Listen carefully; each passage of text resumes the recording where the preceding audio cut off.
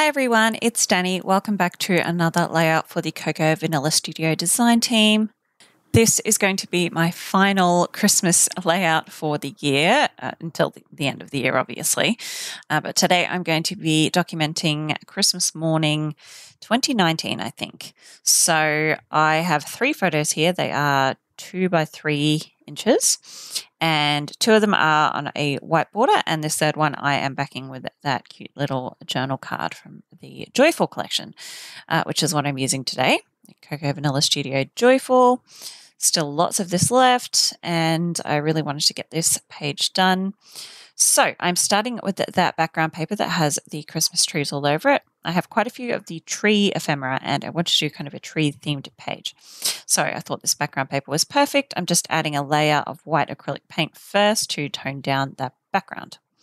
So I wanted to create kind of a cluster of trees. So what I have here is 3 of the green papers from the A4 paper stack, and I have just folded those in half, and then I'm tracing on the outside a kind of half tree shape. So then I can cut that shape out, and when I open up that rectangle, they will be the same on both sides. So it makes it an easy way to do it.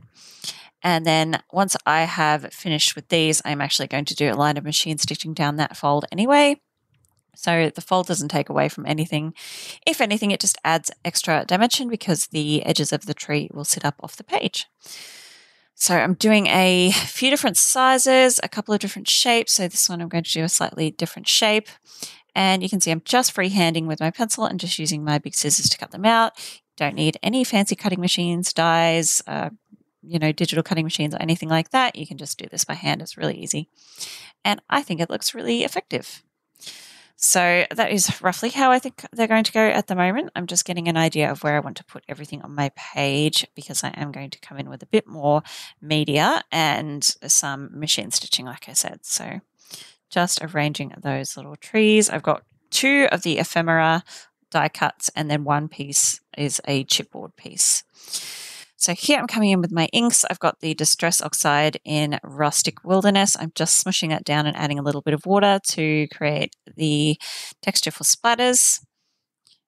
And I love this color for Christmas. It's my favorite Christmas green. I just love it so much. It's a beautiful color. And just going all the way around the edge of that white paint that I already put down earlier, which is dried by now. And then I pulled out a couple of just regular distress inks because I don't have the right color in the oxide.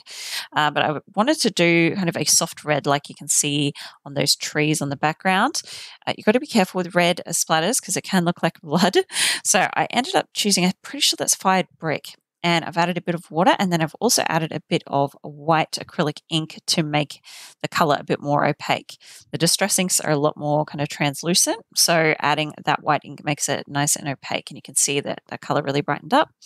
And now it doesn't look like blood splatters because I've also added that white ink to make it a little bit more of a slightly softer color. So once those are all done, I'm going to come in with my gold Kaiser mist, and I'm just splattering that straight out of the bottle. This is from Kaisercraft. I love it. It's nice, bright, shiny metallic gold and super easy. So that's done. That is all dried by now. I'm adding my trees back to the page, and I'm going to add them on with just a little bit of tacky glue down that fold to hold them in place, and then like I said, I am going to run them through my sewing machine. So I'm just going to use a plain white cotton thread and stitch straight down the center of that fold. So just getting an idea of where I want these to go. Just a little bit of glue. So I'm not adding too much because it doesn't need to be a permanent adhesive. The machine stitching is going to hold them down permanently. So there you can see that. Not so visible on the one on the right, but you can see it on the other 2. So, and like I said, it's nice and permanent, so I know those aren't going anywhere now. So I put my photos back. I did pop them up on some dimensional foam, and now I'm going to pop those trees in. Just deciding where I want them, and then adhering everything down. So I am using a combination of tape and tacky glue on the backs of my photos because I have that foam there. the tacky glue doesn't hold straight away on foam. It takes quite a bit of time to dry, so I am using the tape just to hold it there while the glue dries. But I wouldn't use tape on its own just because it doesn't tend to hold onto foam very long, or very well for too long. So adding those there, I'm just slightly overlapping them with each other and just staggering the heights a little bit, just to add a little bit of interest so it doesn't all look the same. Now, I did muck around with this chipboard piece quite a bit trying to fit it in between those two trees, and it doesn't help that I have sewed them down now, so I'm having trouble kind of moving them out of the way. But I do just snip off one of the little corners that's underneath that tree there, and it sits in there a lot nicer now. And then now you get to watch me have a lot of fun trying to squeeze that back in now that I've taken off the backing, because it just wanted to stick straight down before I'd got it into place. But I get there in the end, and the gold foiling on those chipboard pieces is so beautiful. It was definitely worth it. Now, because I have popped my photos up on foam, I need to add a bit of foam to this piece as well, because I do want it to overlap that photo slightly, just like that.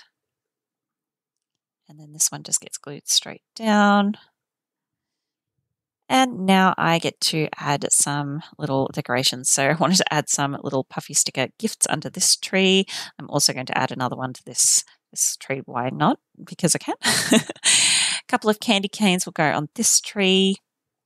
And I did add that little envelope as well in the end. And 2 of the leaves I'm just going to have come off that line of machine stitching there. And now I'm going to pull out the puffy titles. I just want some of the stars off this sheet to add to this tree. The pattern is a little bit plain, so I just wanted to jazz the tree up.